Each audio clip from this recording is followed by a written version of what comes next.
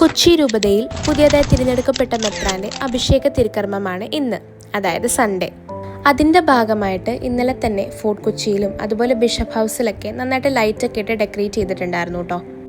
നമ്മളിപ്പോൾ ഈ കാണിച്ച സ്റ്റാർ ഉണ്ടല്ലോ, അത് ലാസ്റ്റ് ഇയർ ഗോൾഡൻ കളറായിരുന്നു. ഈ വട്ടം അത് വൈറ്റ് ആക്കിയിട്ടുണ്ട്. ഈ സ്റ്റാറൊക്കെ കൂടാതെ തന്നെ അവിടെയുള്ള ഓരോ ബിൽഡിങ്ങിലും നന്നായി ലൈറ്റൊക്കെ ഇട്ടിട്ടുണ്ടായിരുന്നേ.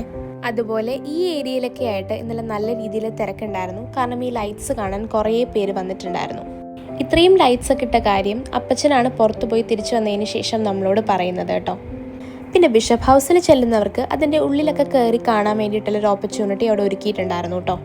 അങ്ങനെ ബിഷപ്പ് ഹൗസൊക്കെ കയറി കണ്ടതിന് ശേഷം നമ്മൾ അവിടെ നിന്ന് ഇറങ്ങി ഇന്ന് പ്രോഗ്രാം നടക്കുന്ന പരേഡ് ഗ്രൗണ്ടിലേക്കാണ് ചെന്നത്.